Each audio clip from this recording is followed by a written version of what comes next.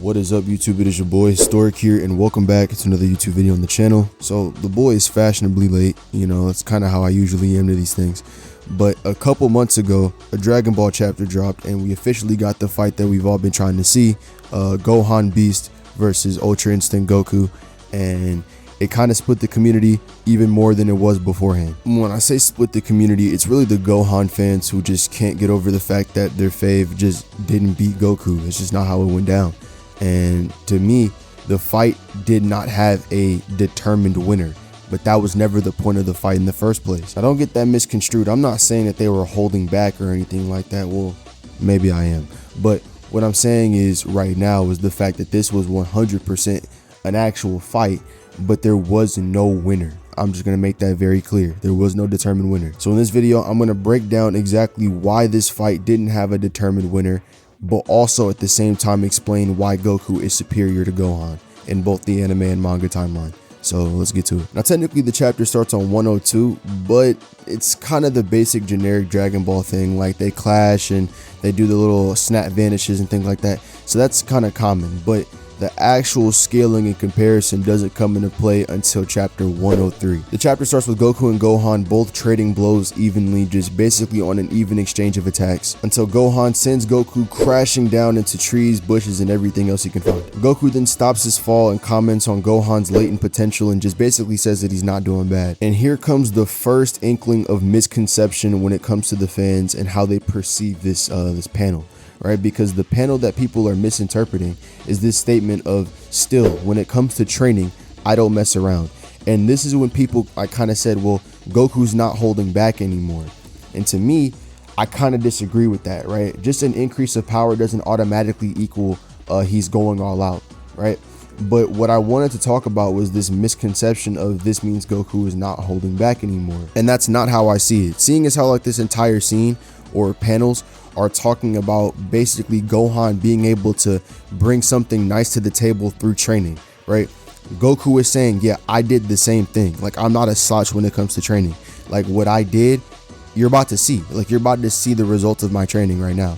That doesn't mean he's about to go full power. That just simply means that he's about to exert more power, which there's a difference there, like a giant, like, again, he can be increasing his power by like 2%, 5%, 10%, 20%. He could be doing those kind of like those quartile percentages, but like it doesn't automatically equate to full power.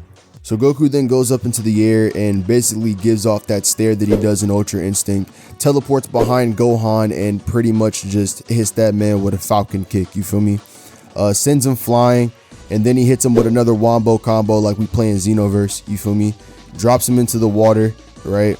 Gohan then tries to attack him, and Goku just effortlessly dodges out the way, Weave Nation leader, you feel me, right? And Gohan is trying his absolute hardest to max out on Goku right now, and Goku is just effortlessly getting out of the way, right? Here's where it starts to get a little bit different, right? Because Goku is continuously just swiping Gohan out the way like he's nothing but a flea, right? And then this is another misconception. So I'm getting a real taste of Ultra Instinct. People are still trying to make it seem like Goku is going full power here, but I'm still not believing it. Like, yeah, I understand like he's saying you're getting a real taste, but a taste isn't the full thing. You understand? If you're getting a taste of something, you're getting like a small amount. Like if I was to give you a taste of this soup, you get a small amount of soup to taste, right? But if you were actually like indulging in the soup, you wouldn't just get a taste, you'd get multiple helpings and servings, you feel me? And even the quantity of just one serving would be bigger, you feel me? So like that's just kind of why I'm saying like these statements don't convince me of Goku being full power yet. I guess people just associate the next panel of Gohan saying that he's going to use the full extent of his beast mode to like Goku upping his power, and they're trying to say like, okay, he'll be going full power off of that. But even then, that just doesn't work. Like the rise of one's power to the max isn't automatically going to inspire another one to the max. But once again, we'll get to that later. So we keep going and we see Gohan transform and build up energy, not transform, but welling up ki. He then controls all of it, harnesses it in, and shoots at Goku. He runs at Goku, sprints at Goku, however you want to call it, right? And Goku just leaps out the way. He barely gets away, right? Gohan then tries to attack again. Goku has to block, not dodge, but block. Goku then tries to block again. Doesn't work. He keeps trying to dodge. He's dodging, and it's very narrow, but he's actually dodging and getting out of the way. Then he has to actually start using his hands, right? Because of how close Gohan's getting, right? Gohan's getting extremely close.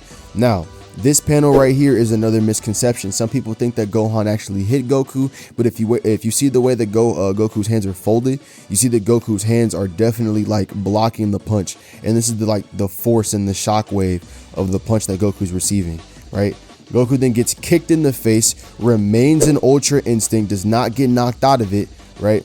And then impacts the ground, and then he rises up and he's not in Ultra Instinct anymore. Now, in this moment, people love to claim that Gohan knocked Goku out of Ultra Instinct, but I'm here to tell you right now, folks, that did not happen. Now, we know for a fact that whenever somebody is knocked out of a form, that indicates significant damage being done to the person who's in the form.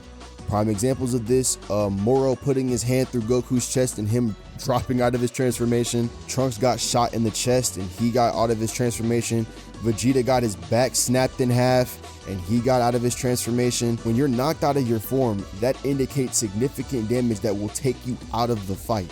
I don't know why people think that like Goku got knocked out of Ultra Instinct, especially when we know for a fact that if you're knocked out of Ultra Instinct or if you're knocked out of a form, you're gonna be incapacitated.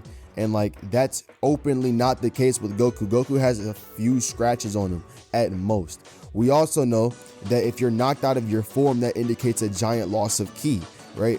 Because when people get knocked out of their forms, they can't just immediately jump back into their forms. And the Tournament of Power shows this. Goku has to wait a piece of amount of time after getting knocked out of his Super Saiyan Blue to even acclimate back to Super Saiyan 1 stages. So like, again, to me, it doesn't look like Goku was knocked out of Ultra Instinct because he literally gets right back up and he's perfectly fine. Perfectly fine. He even snaps right back into Ultra Instinct immediately after continuing his conversation with Gohan. So what this seems like to me is that Goku just took himself out of Ultra Instinct to assess what was going on. Goku then sends Gohan flying back with just the force of his ki alone, and the fight essentially ends with Goku going out of Ultra Instinct again, saying that he got a full assessment of Gohan's chi. Now, I've seen people say again to try to counteract the idea of Goku holding back, Goku saying, oh, well, let's go all out, let's do this. Now, we know for a fact that Goku is a liar. And when I say a liar, I mean whenever Goku has an ulterior motive, right, he is going to lie. Case in point with Majin Buu. When Buu was basically attacking and threatening the entire Earth, right, and everybody on it, Goku decided it'd be in his best interest to lie about his ability to beat Fat Buu to boost up the next generation. He also lied about having Super Saiyan 3 in the first place just to keep Vegeta's pride intact. Ulterior motive. We've seen characters like Cell lie about their power numerous times. We've seen Frieza cap about his power multiple times. Vegeta himself literally had a whole arc about him capping about his power, thinking he was the Super Saiyan. Stop it. I don't know what we're talking about. When characters lie about power, it's pretty much shown to you, right? Goku can just easily be lying to Gohan about going all out, so that way he could see Gohan at his max, at his full potential. Like that's what I'm saying. Like, you could still see Gohan's ceiling and where he caps out at, right? Over the idea of him going full all out and me going at 50%. You feel me? But yeah, with that said, this is like a little video just of me talking about why I thought Goku was stronger than Gohan, just kind of giving some basic overview. If you enjoyed the video, be sure to hit it with a like so I know you did. And don't forget to subscribe because I'm going to do videos whenever I absolutely can. I'm sorry I've been gone a lot. It's just that, you know, summer just started and now we about to get in our bag. So with that being said, it's me, your boy Historic. I'm out. Peace. You're the only reason I'm alive, and why I know why.